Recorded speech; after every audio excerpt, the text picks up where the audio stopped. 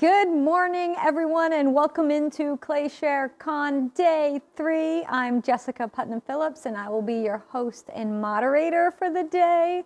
So we have a full day of demonstrations and presentations lined up for you. We also have some recorded videos, which we'll be playing throughout the day. Now, first up, we're going to start with Megan from Speedball, and she's going to share with you Underglaze Decals with Speedball's Speedy screens. Now, for the full schedule of ClayShare Con's events, you can go to clayshare.com, and if you click under ClayShare Con info, you will find it all there. Also, while you're there, make sure you have signed up for our email list because that is how you enter our giveaways. We're giving away so many prizes, 92 prizes in fact. One of them being a fabulous Speedball Artista wheel, an L&L plug-in fire kiln, and many other wonderful prizes, which you can see on clayshare.com, as well as all the promos and discounts and other giveaways. So check that out. All right, let's head on down, see how Megan is doing, and check out these Speedy screens. Hey, Megan, good morning. Hey, Jess, how you doing? I'm great. I'm so glad you're here with us today. I am so excited to be back. I really loved doing my demos last year, and I'm just glad to be able to share some cool stuff with everybody today. We can't wait. I was mentioning to you before we went live that there seems to be a thing happening in ceramics right now. It's all about surface with making your own decals Yep. and transfers and these really wonderful printmaking techniques coming onto the clay. So Yeah. this is very exciting right now. We really love that at Speedball, obviously, because we do printmaking. We've got block Right. printing, screen printing, and ceramics. We also have some gel plates. So it's kind of nice to be able to be a one-stop shop for that if you're getting into it. So today, like Jess said, I've got some speed screens to share with you guys on how to make your own stencils for making some newsprint transfers. And then I'm going to show you a couple of my tips and tricks for transfer techniques. First off, I'm going to be using a lot of different products today. So I'm going to do kind of like a little show and tell real quick right here, full on, so that if you want to find these products again easily, you just know that you come back to the beginning of this recording after the fact, and you can check out what I've got, especially since, okay, I'm using newsprint, like I said, and Speedball does make a newsprint. It's under a Beanfang line. I have the largest pad of newsprint paper. It's actually comical, you guys. Look at how big this is. It's huge. So I can't show this on my top-down view. I have the giant pad just because I have I have space that to too. store it. Yeah, I I know. love it. It's great. It's I great like because having a big one. you're never going to run out of paper. No, and you can always cut it down and use multiple. So again, I'm Absolutely. using Beanfang newsprint today. I feel like a little Vanna White right now. The other things I'm going to be using today is our Speedball speed screens. As we mentioned, this is what the pack looks like. It's a light sensitive material, so the bag is black to block all light from going in there. So that's what this looks like in the pack. And then additionally, to make my stencils, I'm using some transparencies. We used to have overheads in school. They don't have them anymore, but you used to have overheads in school. You used the clear paper and you'd write on them. That's what these are, but these are printable. They're coated with a special coating so you can print on them in your regular inkjet printer. And I'm going to talk a little bit more about that later.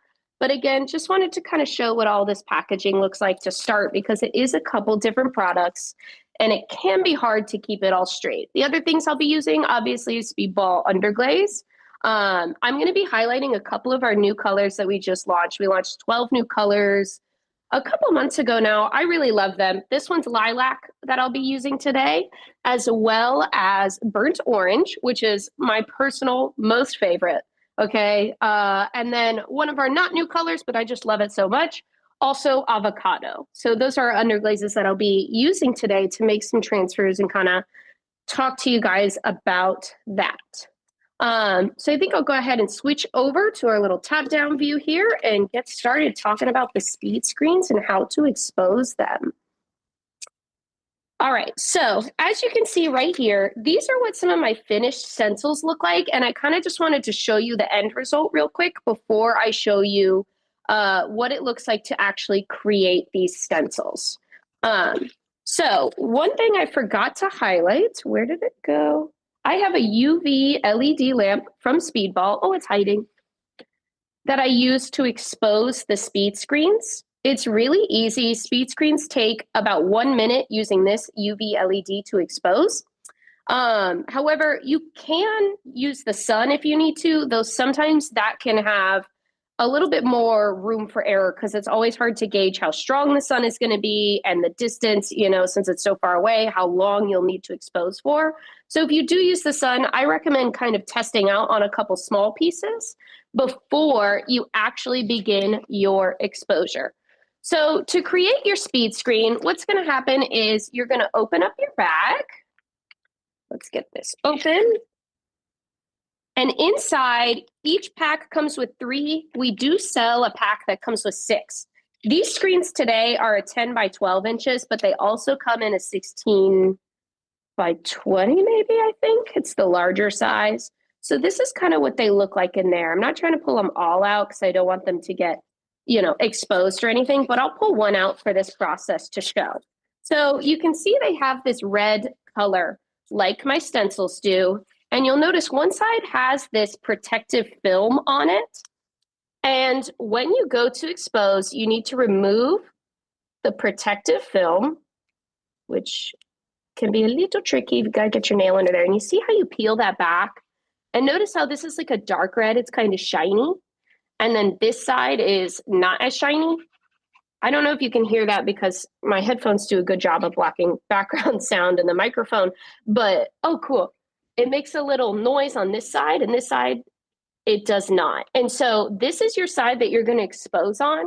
And then this duller side is the side that you print on, okay? And so I'm going to leave the protective film on just so I'm not messing with it. So when you're ready to expose your screen, you make your stencil by printing on this transparency sheet on your regular printer. So I just have a regular Canon printer. It's like a Canon TS 2600 or something. I don't really know much about printers, and this is so easy to print on because, as I said before, these transparencies are coated on one side. So you can see it's kind of shinier on the side. You can see my ring light and the reflection there. And then if you flip over, it's a little less so. And one way to tell which side is the coated side, sometimes I just get my finger just a little damp and I just kind of poke the edge. And the edge that's the coated side comes out a little sticky and it leaves like a little finger mark right there. So sometimes if I can't figure out which one is which, I just do that. And that's how I know to insert it in my printer upside down. Because remember, when things go through the printer, they roll up this way and it's going to print on whatever side that you have put facing down. So I just insert this into my printer. I made these stencils on Adobe Illustrator, but you can use something, anything like Cricut Design Space, whatever your usual kind of thing might be for stencils or simple designs, or Adobe Express is one that's pretty common. And you always want to make sure that your design is printed in solid black, because how it works is when I expose my screen, I use a UV light on top of this and I put this on top of my screen here and I expose this with UV light. Now, what happens when I do this is that the light can't penetrate the areas that are black. So what happens there is that those areas that are black don't get exposed, and so the UV light can't harden that part of the speed screen. And so then I'm able to take this to the sink and rinse it out, and I have my design, because my design is left in the mesh because that part didn't harden because the UV light didn't touch it. I know that can be kind of a confusing process to explain, but so basically when you're ready to expose, you take a black background, like a piece of paper, you place your speed screen without this little protective cover, by the way, shiny side up, and then you place your transparency that you printed on top, and then it also helps to have a piece of glass or a hard piece of plastic that you just place directly on top to really hold it down, and it kind of seals it so it's tight. Because you know how sometimes the paper, after you print it, it's a little warm, it like curls up at the edges. This helps make sure that it has full contact with your screen. I expose this with that UV LED light for just 1 minute, and then I just tank it over to my kitchen sink and I rinse it out. And as you rinse it out, your stencil will start to appear because those areas of mesh did not harden. So one thing you'll notice is that my little stencil paper here, my transparency, I have a bunch of different designs on one. And that's because my pieces, I don't know about you, I'm not working with huge stuff. And this is 10 by 12. So I don't need to be printing just like one little thing and wasting my whole transparency and wasting the rest of my speed screen trying to expose it. I print multiple designs on one sheet, expose them all at once. And then after they're exposed, I can cut them up and I have an individual little stencil here. Okay. So you can see here, there's that shiny side I was talking about. That's my exposed side. And then the dull side is my print side. One thing I want to talk about that can get very confusing, printing with text. So if you are making t-shirts with the speed screens, you want to make sure to reverse your text, because if you notice, it's backwards right here. Okay. So like I said, this is not, I don't swipe on this side. I don't swipe on the shiny side. I swipe on the dull side. And so since I have to swipe on the dull side, it's backwards because I printed this right side up. But since we're doing newsprint transfers, it gets reversed again. So I didn't need to reverse the text. I don't want to tell you how many times it took me to really get a hold of that concept, but you're gonna, make the mistake, print it, realize it's backwards, and then fix it. So just know that if you're printing t-shirts with speed screens or something, you want to make sure you flip all of your text, little mirror image. If you're doing underglaze transfers, you don't need to flip it because it's going to flip back and forth a couple times. We'll talk more about that later when I show you the transfer process. So again, these are some transparencies that we sell. I just printed these little designs, went for a little rise and grind. I did a little for like a coffee mug. I did this abstract pattern. I like to say they look like little bugs and flowers, some more flowers, and then some little bubble letters that say M and H, because when I got married a couple of years ago, I actually made little bowls as my gifts to people attending my wedding. And so I used our little M and H. That's for me and my husband's names. So I thought I'd do that today.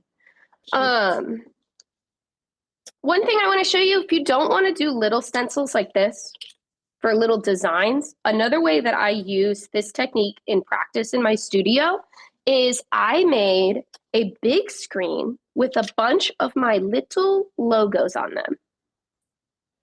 So this screen is actually in a frame because I didn't cut it up. So this is the same thing. It's that 10 by 12. And you see this little white right here? It's called a cord. So basically there's a groove in the back of this screen or in the back of this frame. And you basically just take this little cord that we have and use like a rolling material, almost it's like a dull pizza cutter. And you just roll it through to tighten the screen into the frame and it tensions it in there. So I have this to use a lot. So stencils that I use over and over, I do tend to put them in frames just because it keeps them a little bit neater. It's better for storing. And also it keeps them a little sturdier by having them kind of tensioned in there. So what that ends up looking like in practice is I will print a sheet, a bunch of newsprint sheets with my little logo here. And then I will cut them up and store them in a Ziploc bag. And then I just save them to use as the stamp on the bottom of my pieces. Because I have spent way too many times stamping through the bottom of my pieces. And so now I have this, it's like a little temporary tattoo for my pieces, except once it's fired, it's not temporary. But I'll show you guys a little bit more about the actual transfer process in a second. But I did want to highlight that you don't have to just use this for designs. You can use this in a practical way for signing your pots. I know that that's something that's been pretty popular online recently, so just wanted to show that. Do we know if there are any questions so far? So folks were asking what type of printer do they need to use? Yeah, so an inkjet printer is the one that you'll need for it, which I think is most of the home printers, but I'm not a printer person. Okay, so these will work on any inkjet printer. Okay, so if we're ready, I'm going to talk to you guys about printing some transfers, and I'm going to show you about the practice of transferring the transfers. And I'm going to talk a little bit about layering them as well, because that can get tricky. So I kind of pre-printed some of them just because personally, I like my transfers to dry out before I transfer them. Oh goodness, you cannot see this lilac on that paper. Here you go. Lilac is a pastel colored, so I realize it's kind of hard to see, but you can see these orange ones. So I pre-printed these because, as I said, I prefer my transfers to dry out before I use them. The reason for me is that I realize that if I immediately print it and then take that and try to stick it on my pot, it kind of smushes out a little bit and loses a little bit of its crispness. So what I tend to do is let them dry out, and it also helps for my sort of studio practice because I can print a bunch and then like just have a big printing day and I'll let them all dry out, store them in little Ziploc bags, and then when I need them, they're ready to go, kind of thing. So you don't have to do that. Again, there's lots of different ways to apply this technique. So I always recommend kind of testing it out and seeing what is going to work for your studio and your studio practice.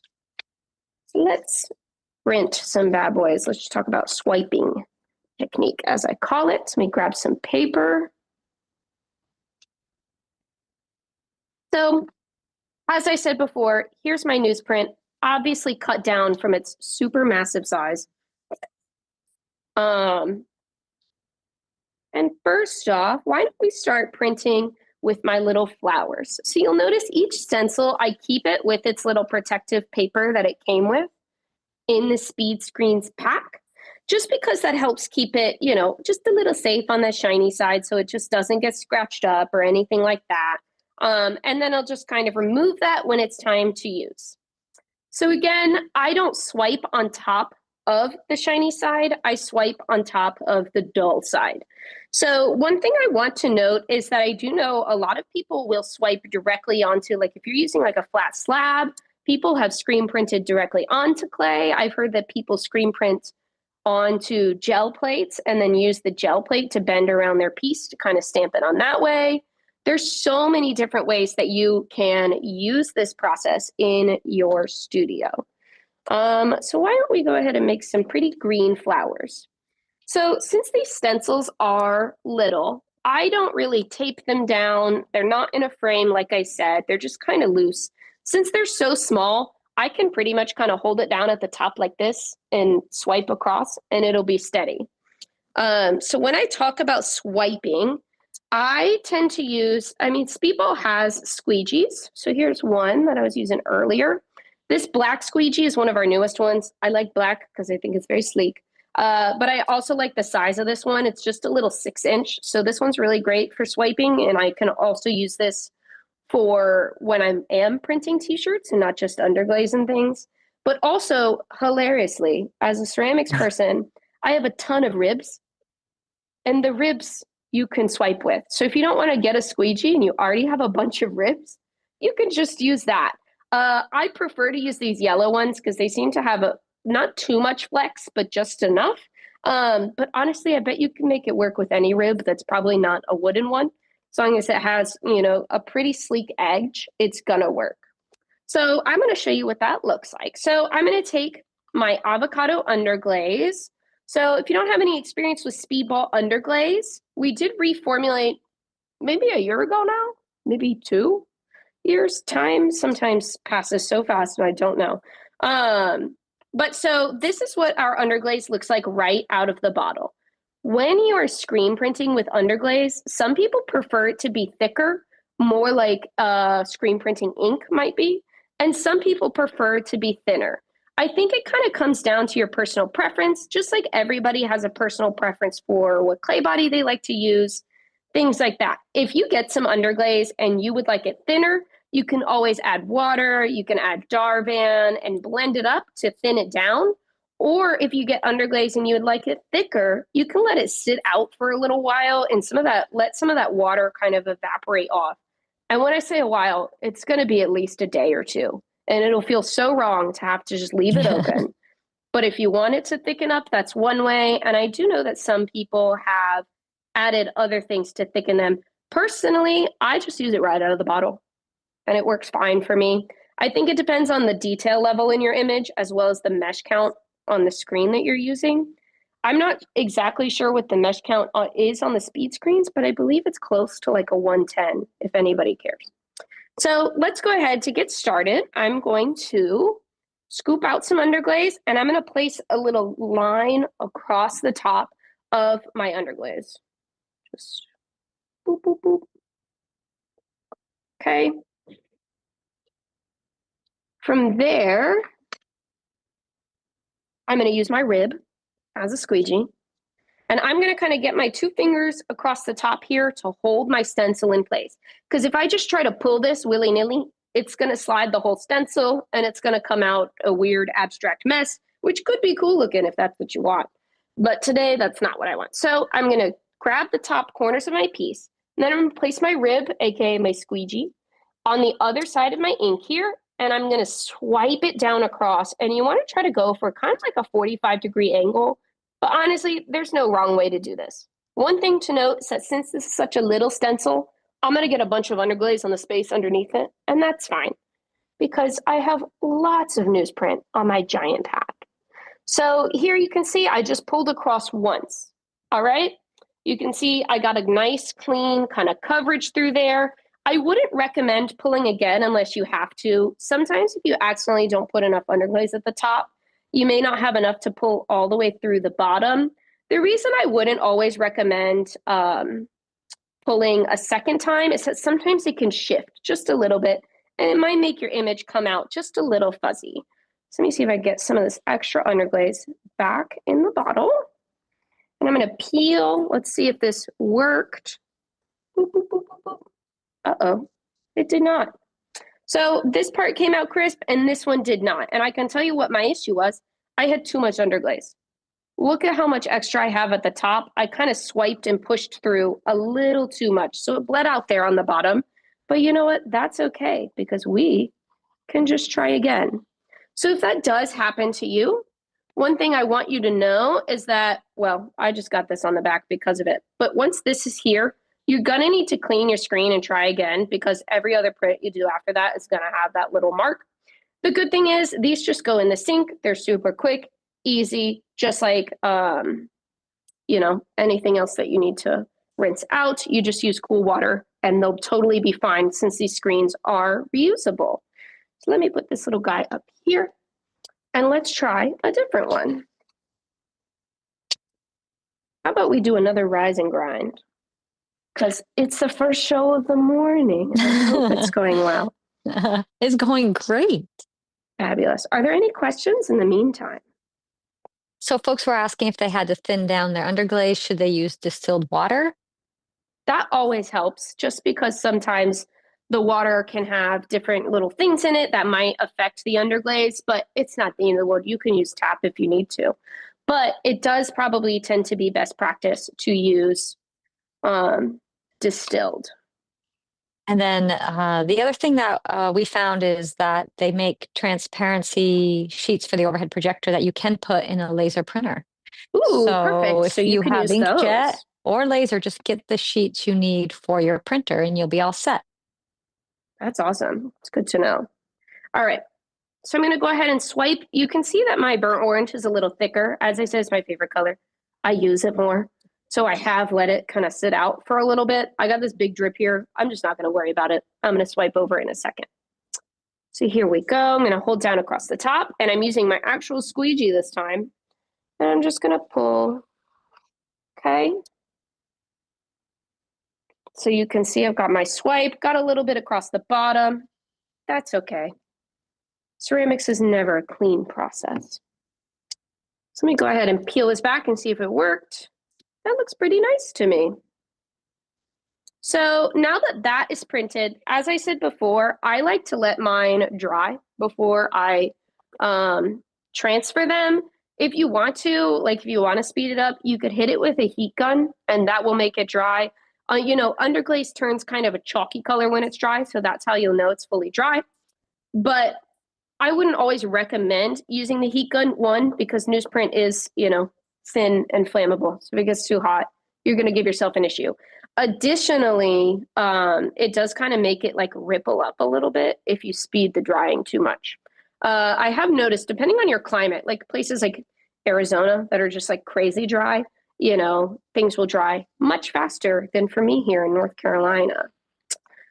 So that is what the printing process looks like. I mean, obviously, with my other screen that's a bit bigger, that has my little logos on it, I can print a bunch more at once. I just whacked my camera here. So since I pre-made some, let's use some of these dry ones. You can see how this looks chalkier, you know what I mean? One thing I want to talk about is layering with these. So a lot of people like to kind of layer designs, or maybe you're using a white clay body, but you want to print on like a green background, or you're using a red clay body and you'd like a light background.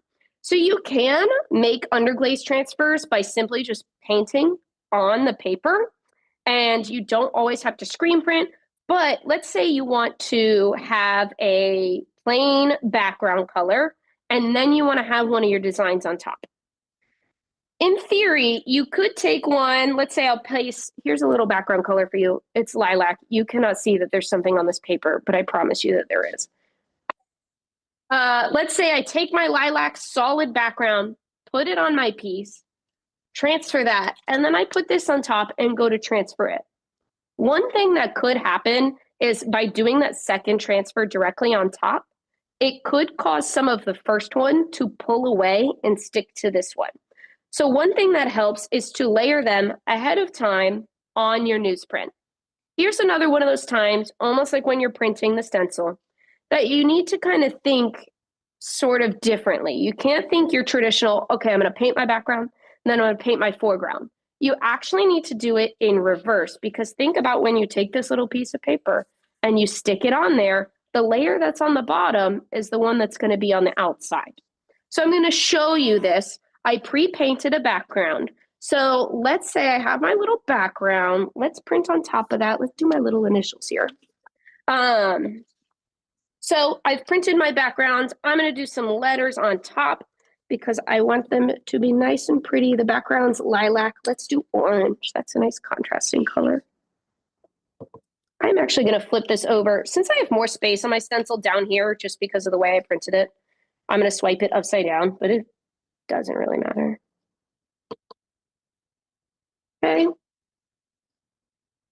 So now I will take my squeegee again, press and hold. Oh, see how that was a bad swipe? This is that time where I'm talking about I'm going to need to swipe again. Hopefully it doesn't mess up my stencil, but I really feel like it has. Yeah, but that'll work for what we need it to. So when it's time to print with my little background, where did that piece go? Oh, I printed it on there. I'm so silly, you guys. I'm not a morning person. So I printed my piece on top of the other one, and I'm going to hit it with a heat gun real quick so I can show you what this looks like. One, when it dries with the heat gun, and two, when you transfer with it. So you can see as it dries, you can kind of tell it'll start to change. It gets chalky. I bet you didn't think you'd just be watching paint dry this morning. Look at that. So now that I have printed something where I have my beautiful background and I printed my image on top of it, just like I would normally for a painting, now this is going to transfer and it's not going to work. So when it's time to transfer, I like to work with leather hard pieces. You don't have to. There are different ways to do things. It kind of comes down to your personal preference and your practice. I have found that for me, it is easiest to transfer onto leather hard simply because it still has a little bit of moisture in the clay, and something about that helps it really grab the transfer and transfer it smoothly. So to transfer, am going to basically apply this like a little temporary tattoo. So I've got a thing of water, I've got some sponge, and then I also have a spray bottle. So since I like to let my things dry before doing them, I know this sounds counterproductive. I'm going to spritz this again just to re-moisten the surface, but it's going to be ever so gentle. So it's going to be just a real light misting, which makes it all the same level of dryness in compared to once it's printed. So now that I've spritzed this, I'm going to place it on the side of my piece. Okay, pick up, okay. Pick up the piece. So now's the temporary tattoo part. I'm going to get my sponge wet, and I'm going to hold this in place. When you're working on a curved surface, you have to be careful to not kind of wrinkle your newsprint, as I bet you know when you're trying to do other transfers. You want to kind of keep it all as flat as you can. So once I have that on, I like to use a rib like this, one of these green ribs that's a little bit firmer, just to help smooth some of my design on. Almost kind of like burnishing to really get it to transfer.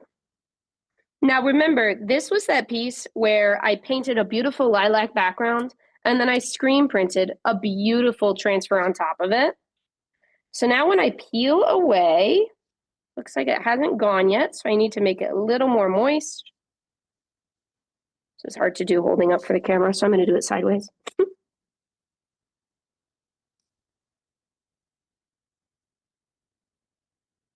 Got a wrinkle in there. I'll just smooth that out. All right. So now I'm going to use my rib to kind of smooth that in there.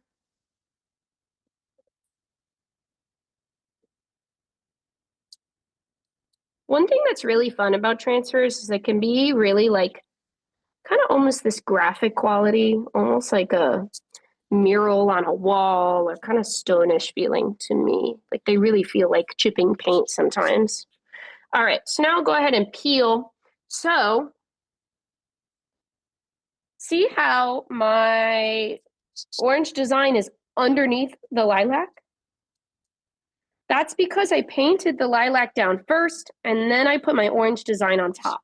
So this is where you need to think backwards. So if I want to have a different background color for my print, I need to make sure that I print my image first and then swipe my background on top of it. I'm going to cover it up because then when I take this and flip it back over onto the pot, the thing that's closest to the paper is what's going to show on top.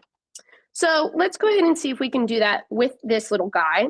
The other thing about painting a background image is that you don't necessarily need to respray your piece like I do. So some people use slip to transfer theirs or underglaze. I'm going to go ahead and use some green here. And I'm actually not going to do it across the whole thing. I want it to be kind of like a little circle, like a little abstract blob. So kind of abstract blob it. Okay. That feels pretty good to me. Again, I have a thick glaze brush. I'm going to go ahead and spritz this. So since this blob is still wet and I didn't allow the blob to dry, it's going to smush out a little bit, but I kind of wanted to do that because, again, I like how abstract it can be.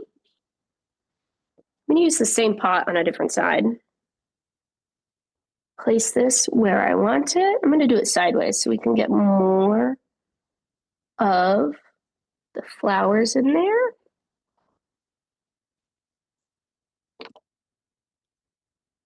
Take my sponge down the back.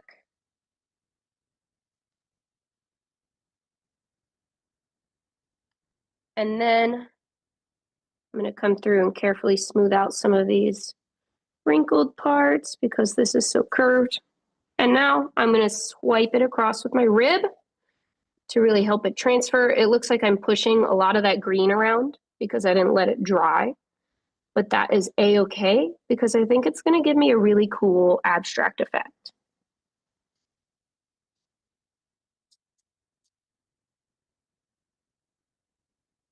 Are there any questions further in the meantime? as I Yeah, just so we smooth had this. a couple of questions and about the same thing. If your Yeah. underglaze needs to be thickened, Mm-hmm. two questions here. One, could you use xanthan gum to thicken your underglaze? I feel like in theory you could. It sounds like it would work to me. I have Yeah. not personally tried it, so I always recommend if you're going to do that, do a little test tile, you know? Yeah. And then the other question is the Speedball transparent base is used sometimes in underglaze to thicken it up. Do you recommend using that? So that's another thing that I've heard that people do. I have personally not done that. I feel like people tend to use that to thin it, though, is what I've heard. I haven't heard it being used to thicken, but I have seen people have success with that. So you could try it if that's what you'd like, and that's I what you think, have on yeah, I hand. mean, I think these are all like, in a way, we kind of are experimenting almost every day in the studio. Oh, So if yeah. you have That's these all materials or ceramic. get some, try it and see if they work for you. One might work better than another, or maybe you don't need either one. So you can see here how my green blob, since it wasn't dry, oh, sorry, I'm not on camera a little bit here. My green blob, since it wasn't dry, it's smushed out. So that's why I always like to let my transfers dry before I transfer them. But you can see my little parts of flour that are poking out transferred nicely. And then I've got this kind of cool sort of mossy abstract look in the background, which is something that I just, again, find is fun as experimenting. So I wanted to just kind of talk a little bit about layering these bad boys before now showing you just some regular transfers. So I'll pull in a different pot here. So I have another little cup. So let's go ahead and transfer. Let's try my rise and grind. This is not the one I did earlier. That one's still drying. This is one I printed beforehand. So since I like to let them dry so that let them be nice and crisp, I need to go ahead and spritz. I'm going to spritz off over here so I'm not spritzing across my whole desk. And I just want to remind folks, if you're new to this technique, making your own underglaze transfers, I have a few demos that I did a couple of years ago now on making your own. I don't use screens, but really the transfer part, which is what I think gets Yeah, people the most. I go over a lot. I have one where we make a mug out of the piece, and the other we make some plates and stuff. So those are great references for you to add to this technique. So you make your definitely. screen and, just give you some ideas and other things you can do with it. The transfer process itself is a whole nother beast. It's so fun. Once you start doing it, oh my gosh, you'll have so many ideas, everyone. So my rise and grind was a little bit taller than this mug. So part of the sun got cut off, but that's okay. So I'm going to smooth this on. You can use any newsprint for this technique. I like ours. It looks like I just smushed my whole D down. So maybe I smoothed too hard.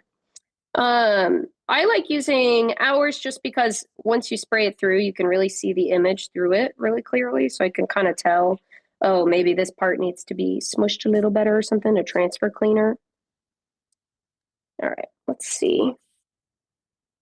And I have heard of people using gel plates. So they'll basically screen print onto gel plates. And then instead of taking newsprint like this, gel plate is flexible. They'll take that and kind of push that on the side. So that's another option you could try. There's like a million and one different ways to do things. So, boop, boop, boop, boop, boop. I did smush my D. That's kind of hilarious. It's because this piece is too wet. It's not quite leather hard. Well, it gives it You a little can bit of a see vintage feel, smushy. though. Yeah, so that's one thing I really like about transfers. Since I tend to, I don't know if you can tell, I have a little bit of throwing lines on here. And because the way that I do it, it gives it like this is what I was talking about, that sort of faded, sort of vintage kind of graphic feel. And so I think this is a really fun way to make little decals. I know people also make little decals like this and then print them onto slabs and then stick those slabs onto clay for that sort of, that badge kind of look on a mug. You do a really fun, like drippy glaze around it is one way to do it, but it just comes out. It gives you this really cool kind of quality that you really can't get by simply painting on there. And so screening these things can give you some really cool effects. And you can do whole patterns, like whole sheets of patterns like these, like I call them my little bugs. Those are very cute. So let's go ahead and see if I can transfer this whole sheet into this plate. I am going to tell you right now, it's not going to go clean, and that's okay, because again, I want sort of that graphic quality to it. Because the curve is a little hard to match. Just like if you're applying, decals that you purchased, same thing, trying to get those wrinkles out can be a little tricky at times. So I'm going to place this in, and I'm going to kind of push down in the center first. I'm going to carefully kind of smooth it out.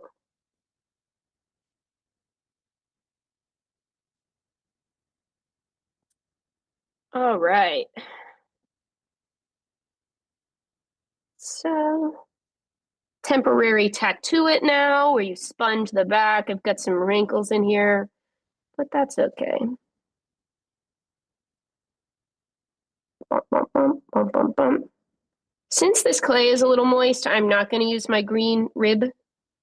If it was more of a true leather hard, I probably would. I use my green rib when I'm applying those signatures, like I showed you guys before. All right, let's see what we got here. Could go a little bit better, so I'm going to get a little more water and press a little firmer. Okay. You can cut into your paper like little darts if you're someone who is very fabric minded. If you're working on a curved surface like this, you can cut in here so that it can like move and layer a little bit better, like little darts.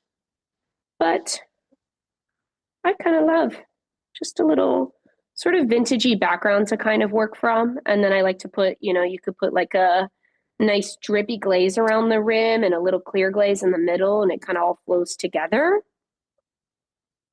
So yeah, I think we're pretty close to time here. Are there any further questions about the exposure process maybe, or transferring, or any other little tips and tricks? I can come back to face screen if that'll help. So question, could you paint the background with the underglaze and then do a transfer on dry underglaze pot, I guess was the question. So paint the background kind of like you did with the green one, I think, but you could also put underglaze on the pot and transfer it onto the underglaze that's on the pot. You can do that. One thing I'd want to be careful of is that when you stick that other transfer back on top of that on the pot, it might pick up some of what you've already put on the pot and peel a little bit of it away, if that makes sense. So like little chips or something. So like if I took like my rise and grind, and let's say I wanted to put something else right next to it, as I'm layering them, I might accidentally peel away some of that rise and grind because I'm working on leather hard. Now, if it's bone dry or bisque, it might be a little different because it's a little more in there. But since this is leather hard, this is never fully dry, and it could come back up a little bit. But again, sometimes those things are the best things about doing this technique, because you can't really replicate that sort of like pulled away or a little kind of graphic look with it. It can be really interesting. And so it's really fun to layer and just kind of figure out, what works for you in your studio practice. All right. Well, so many ideas I know people are going to have now. And this is a great new technique for people to learn how to make their own screen. I think that's the most important part. Is if you have artwork of your own and you want to find a way to get your artwork on your pieces, this is a way you can do it. This is different than just going and buying a screen pre-made from somebody else.